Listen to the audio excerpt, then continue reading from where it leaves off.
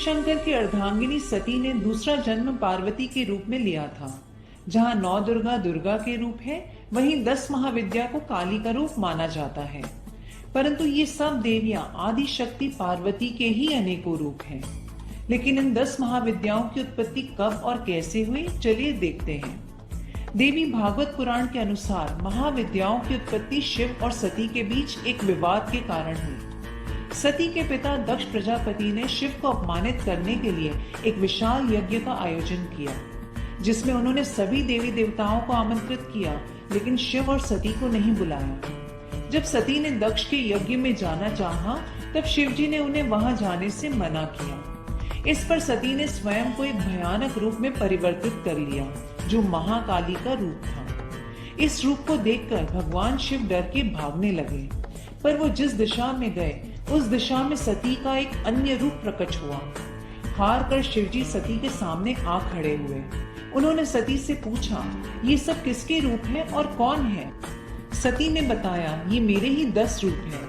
आपके सामने खड़ी कृष्ण रंग की काली है, आपके ऊपर नीले रंग की तारा है, पश्चिम में छिन्नमस्ता, बाएं में भुवनेश्वरी, पीठ के पीछे बगलामुखी, पूर्व दक्षिण में धूमावती, दक्षिण पश्चिम में त्रिपुर सुंदरी, पश्चिम उत्तर में मातंगी तथा उत्तर पूर्व में षोडशी है, और मैं खुद भैरवी रूप में अभयदान देने के लिए आपके सामने खड़ी हूँ। यही 10 महाविद्या अर्थात 10 शक्ति हैं, और फिर सारी महाविद्या माँ काली में ही निहित हो गई। इसलिए इन 10 महाविद्याओं को काली का रूप भी कहा गया है। कहते इन्हीं शक्तियों का उपयोग कर माता ने दैत्यों और राक्षसों का वध किया था।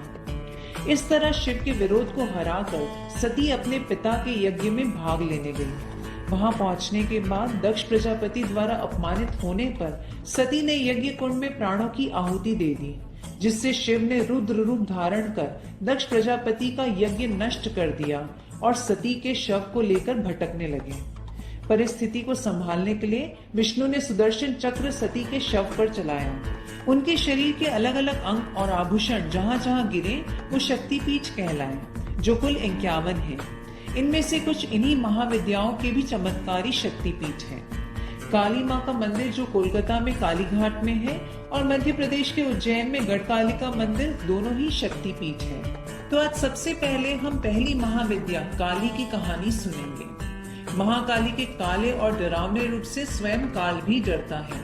उनका क्रोध इतना विकराल रूप ले लेता है कि संपूर्ण संसार की शक्तियां मिलकर भी उनके गुस्से पर काबू नहीं पा सकती। माँ काली की प्रतिमा को देखें तो हाथ में खप्पर, जिह्वा से लहू टपकता हुआ, गले में मुंडमाला लिए शिव के ऊपर उनका पैर होता है। उनके इस रूप के पीछे एक कहानी है जो दैत्य रक्त बीज की है। रक्त बीज ने कठोर तपस्या कर वरदान प्राप्त किया था कि अगर उसके खून की एक भी बूंद धरती पर गिरेगी तो उससे एक और रक्त बीज पैदा हो जाएगा। इस वरदान के मिलते ही अपने आप को अमर मानकर उसने तीनों लोकों पर आतंक मचा दिया। देवताओं ने उसे युद्ध के लिए ललकारा और अपनी पूरी शक्ति लगाकर रक्त बीज का नाश करने को तत्पर थे, परंतु वे उसे मार न सके। सभी देवता मिलकर शिव और पार्वती की शरण में गए। पार्वती ने देवताओं की रक्षा के लिए महाकाली का विकराल रूप धारण कर युद्ध भूमि में प्रवेश किया। महाकाली ने राक्षसों का वध करना शुरू किया, लेकिन रक्त बीज के खून की एक भी बूंद धरती पर गिरती तो उससे एक और रक्त बीज पैदा हो जाता, जिससे युद्ध भूमि में दैत्यों की संख्या बढ़ने लगी। तब माँ ने अपनी जिह्वा यानी जीभ का विस्तार किया। दानवों का खून धरती पर गिरने की बजाय उनकी जिह्वा पर गिरने लगा। वे लाशों के ढेर लगाती गईं और उनका खून पीने लगी। इस तरह महाकाली ने रक्त बीज का वध किया, लेकिन तब तक महाकाली का गुस्सा इतना विकराल रूप ले चुका था कि उनको शांत करना जरूरी था। सभी देवता भगवान शिव के पास गए और महाकाली को शांत करने के लिए प्रार्थना करने लगे। भगवान शिव ने उनको बहुत प्रकार से शांत करने की कोशिश की। जब सभी प्रयास विफल हो गए तब वे उनके मार्ग में लेट गए। जब महाकाली के चरण भगवान शिव पर पड़े तो वे एकदम से रुक गईं और उनका क्रोध शांत हुआ। दूसरी महाविद्या है तारा, जिनकी पूजा हिंदू और बौद्ध दोनों ही धर्मों में होती है। माता तारा को तांत्रिकों की प्रमुख देवी माना जाता है, जो सिद्धि पाने के लिए तारा देवी की साधना करते हैं। शत्रुओं का नाश करने वाली, सौंदर्य और रूप ऐश्वर्य की देवी तारा आर्थिक उन्नति और मोक्ष प्रदान करने वाली है। तारा देवी का प्रमुख मंदिर वेस्ट बंगाल में है, जो तारापीठ के नाम से विख्यात है, जो एक शक्ति पीठ भी है। तारापीठ में देवी सती के नेत्र गिरे थे, इसलिए इस स्थान को नयन तारा भी कहा जाता है। प्राचीन काल में महर्षि वशिष्ठ ने इसी स्थान पर देवी तारा की उपासना करके सिद्धियां प्राप्त की थी। धार्मिक ग्रंथों के हिसाब से तारा ने चंडासुर का वध किया था, इसलिए उन्हें चंडी नाम से जानने लगे। तारापीठ में माँ की एक प्रतिमा है, जिसमें माँ भगवान शिव को अपनी गोद में लेकर स्तनपान करा रही है। कहते हैं समुद्र मंथन के समय जब भगवान शिव ने विषपान किया था, तब समस्त देवी देवताओं के कहने पर माँ तारा ने भगवान शिव को स्तनपान कराकर अमृत पिलाया था। इससे भगवान शिव को विष जलन से मुक्ति मिली थी और पूरी सृष्टि की रक्षा हुई थी। इसलिए तारा देवी में ममत्व का भाव भी होता है।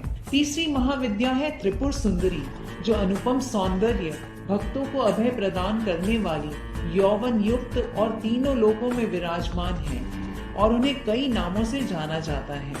इन्हें राज राजेश्वरी, ललिता, मीनाक्षी, कामाक्षी, कामेश्वरी भी कहा जाता है। अपनी सुंदरता और मोहकता से देवासुर संग्राम में असुरों को वश में कर लिया था। कहते हैं कि त्रिपुर सुंदरी की आराधना करने वाले भक्तों को लौकिक और पारलौकिक शक्तियां प्राप्त होती हैं। देवी पुराण में त्रिपुर सुंदरी की बहुत सी शक्तियों के बारे में बताया गया है। ये सिर्फ तंत्र साधना के लिए नहीं, बल्कि सुंदर रूप के लिए भी विख्यात जानी जाती है। त्रिपुर सुंदरी के रूप में उन्होंने भांडासुर का वध किया था, जो कामदेव की भस्म से उत्पन्न हुआ था। भगवान शंकर ने जब कामदेव को जलाया था, तब उसकी भस्म वहीं पड़ी रह गई थी। एक दिन बाल गणेश ने खेल खेल में उस भस्म से पुरुष की आकृति बनाई। थोड़ी ही देर में वह सजीव होकर कामदेव की तरह सुंदर बालक बन गया। उसे देख गणेश जी ने उसे गले लगाया और कहा कि तुम भगवान शंकर की स्तुति करो। भंड ने गणेश जी की आज्ञा का पालन किया। घोर तपस्या से प्रसन्न होकर शिव ने उससे वर मांगने को कहा। उसने यह वर मांगा कि मैं देवता आदि किसी भी प्राणी से न मारा जाऊं। शिव ने उसे मुंह मांगा वर दे दिया तथा साथ ही दिव्य अस्त्र शस्त्र भी दिए। वह धीरे धीरे तीनों लोकों पर भयंकर उत्पात मचाने लगा। इंद्र के राज्य के समान ही भांडासुर ने स्वर्ग जैसे राज्य का निर्माण किया, जिसे शोणितपुर कहा जाता था। भांडासुर ने स्वर्ग लोक पर आक्रमण कर इंद्र और स्वर्ग को चारों ओर से घेर लिया। सभी देवताओं ने देवी की आराधना की। आदि शक्ति त्रिपुर सुंदरी के रूप में प्रकट हुई और फिर देवी और भांडासुर के बीच भयंकर युद्ध हुआ। भांडासुर ने अपनी 10 उंगलियों से रावण, कंस, हिरण्याक्ष, हिरण्यकश्यप आदि 10 राक्षस जो भगवान विष्णु के 10 अवतारों से मारे गए थे, उन सबको प्रकट किया। उसकी काट में त्रिपुर सुंदरी ने अपनी 10 उंगलियों से भगवान विष्णु के 10 अवतारों को प्रकट किया और उनसे उन 10 राक्षसों का वध करवाया। अंत में देवी त्रिपुर सुंदरी ने भांडासुर का वध किया। त्रिपुरा में स्थित त्रिपुर सुंदरी का शक्तिपीठ है। माना जाता है कि यहाँ माता के धारण किए हुए वस्त्र गिरे थे। चौथी महाविद्या है भुवनेश्वरी। भुवनम का मतलब होता है तीनों लोक। यह देवी तीनों लोकों की स्वामिनी है। भुवनेश्वरी को समस्त ब्रह्मांड की रचनाकार माना जाता है।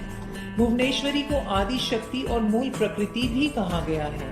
भुवनेश्वरी ही शताक्षी और शाकंभरी नाम से प्रसिद्ध हुई। पुत्र प्राप्ति के लिए लोग इनकी आराधना करते हैं। भक्तों को अभय एवं सिद्धियां प्रदान करना इनका स्वाभाविक गुण है। इस महाविद्या की आराधना से सूर्य के समान तेज और ऊर्जा प्रकट होने लगती है। ऐसा व्यक्ति अच्छे राजनीतिक पद पर आसीन हो सकता है। पांचवी महाविद्या है छिन्नमस्ता। इनका सिर कटा हुआ और इनके कबंध से रक्त की 3 धाराएं बह रही हैं। मार्कंडेय पुराण व शिव पुराण में देवी के इस रूप का वर्णन किया गया है। इनके अनुसार जब देवी ने चंडी का रूप धरकर राक्षसों का संहार किया, तो चारों ओर उनका जयघोष होने लगा। परंतु देवी की सहायक अजया और विजया की रक्त पिपासा शांत नहीं हो पाई थी। इस पर उनकी रक्त पिपासा को शांत करने के लिए माँ ने अपना मस्तक काट कर अपने रक्त से उनकी प्यास बुझाई। इनकी 3 आंखें हैं और ये मदन और रति पर आसीन है। देवी के गले में हड्डियों की माला है। कहते हैं शांत भाव से इनकी उपासना करने पर यह अपने शांत स्वरूप को प्रकट करती है। उग्र रूप में उपासना करने पर यह उग्र रूप में दर्शन देती है। इनसे सिद्धियां मिलने से लेखन, बुद्धि, ज्ञान बढ़ जाता है।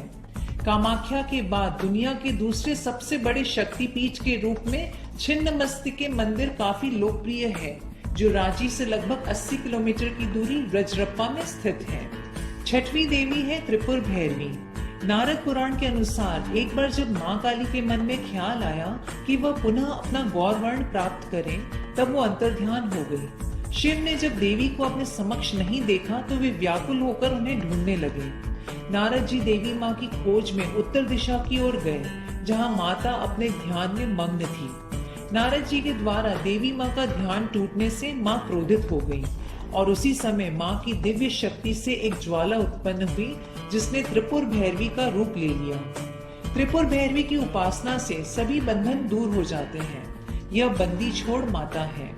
यह साधक को युक्ति और मुक्ति दोनों ही प्रदान करती है। इनको षोडशी भी कहा जाता है। इनकी साधना से षोडश कला निपुण संतान की प्राप्ति होती है। आजीविका और व्यापार में इतनी वृद्धि होती है कि व्यक्ति संसार में सबसे धनी बनकर सुख का भोग करता है। सातवीं देवी है धूमावती। धूमावती का कोई स्वामी नहीं है, क्योंकि एक बार इन्होंने शिव जी को ही निगल लिया था, इसलिए यह विधवा माता मानी गई है। इनकी साधना से जीवन में निडरता और निश्चिंतता आती है। इनकी साधना से आत्मबल का विकास होता है और सिद्ध पुरुष के रूप में उस साधक की ख्याति हो जाती है। आठवीं महाविद्या है बगलामुखी। एक बार सतयुग में महाविनाश उत्पन्न करने वाला ब्रह्मांडीय तूफान उत्पन्न हुआ, जिससे संपूर्ण विश्व नष्ट होने लगा। इससे चारों ओर हाहाकार मच गया और अनेक लोग संकट में पड़ गए और संसार की रक्षा करना असंभव हो गया। यह तूफान सब कुछ नष्ट और भ्रष्ट करता हुआ आगे बढ़ता जा रहा था, जिसे देखकर विष्णु जी चिंतित हो गए। तब भगवान विष्णु ने हरिद्रा सरोवर के निकट पहुंचकर कठोर तप किया। भगवान विष्णु ने तप करके आदि शक्ति को प्रसन्न किया। उस समय देवी बगलामुखी के रूप में प्रकट हुई और सृष्टि को नष्ट होने से बचाया। बगलामुखी की साधना युद्ध में विजय होने और शत्रुओं के नाश के लिए की जाती है। कृष्ण और अर्जुन ने महाभारत के युद्ध के पहले माता बगलामुखी की पूजा अर्चना की थी। इनकी साधना शत्रु भय से मुक्ति और वाक सिद्धि के लिए की जाती है। भारत में मां बगलामुखी के 3 ही प्रमुख ऐतिहासिक मंदिर माने गए हैं, जो मध्य प्रदेश में दतिया और नलखेड़ा में है और तीसरा कांगड़ा हिमाचल में है। तीनों का अपना अपना अलग अलग महत्व है। 9वीं महाविद्या है मातंगी। मतंग शिव का नाम है।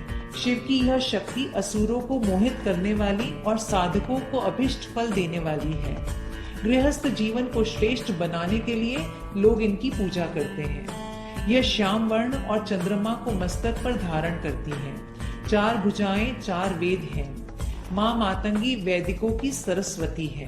ऐसा व्यक्ति जो मातंगी महाविद्या की सिद्धि प्राप्त करेगा, वह अपने क्रीड़ा कौशल से या कला संगीत से दुनिया को अपने वश में कर लेगा। वशीकरण में भी यह महाविद्या कारगर होती है। 10वीं महाविद्या है कमला। कहते हैं इनकी सेवा और भक्ति से व्यक्ति सुख और समृद्धि पूर्ण रहकर शांतिमय जीवन बिताता है। श्वेत वर्ण के 4 हाथी सूंड में कलश लेकर माँ को स्नान करा रहे हैं। कमल पर आसीन यह देवी कमल फूल धारण किए हुए हैं। समृद्धि, धन, नारी, पुत्रादि के लिए इनकी साधना की जाती है। इनकी पूजा करने से व्यक्ति साक्षात कुबेर के समान धनी और विद्यावान होता है। व्यक्ति का यश और व्यापार या प्रभुत्व संसार भर में प्रचारित हो जाता है। ये 10 महाविद्या ही ब्रह्मांड की सारी शक्तियों की स्रोत है। इन्हें शक्ति भी कहा जाता है। मान्यता है कि शक्ति के बिना देवाधिदेव शिव भी शव के समान हो जाते हैं। भगवान विष्णु की शक्ति भी इन्हीं में निहित है। सिक्के का दूसरा पहलू यह भी है कि शक्ति की पूजा शिव के बिना अधूरी मानी जाती है। इसी तरह शक्ति के शिव में भी 10 अवतार माने गए हैं। काली के शिव स्वामी है महाकाल, तारा के शिव स्वामी है अक्षोभ्य, त्रिपुर सुंदरी के स्वामी है कामेश्वर, भुवनेश्वरी के त्र्यंबक, त्रिपुर भैरवी के दक्षिण मूर्ति, छिन्नमस्ता के क्रोध भैरव, धूमावती के स्वामी नहीं है क्योंकि वो विधवा रूपिणी है, अतः शिव नहीं है। बगलामुखी के स्वामी है मृत्युंजय, मातंगी के स्वामी है मातंग और कमला के स्वामी है विष्णु रूप। रूप और स्वभाव के हिसाब से इन महाविद्याओं को उग्र सौम्य और सौम्य उग्र बताया गया है। उग्र में काली, छिन्नमस्ता, धूमावती और बगलामुखी है। सौम्य में त्रिपुर सुंदरी, भुवनेश्वरी, मातंगी और महालक्ष्मी यानी कमला है। तारा तथा भैरवी को उग्र तथा सौम्य दोनों ही माना गया है। उम्मीद करती हूँ महाविद्याओं की ये कहानी आपको जरूर पसंद आई होगी। हरिओम तत्सत।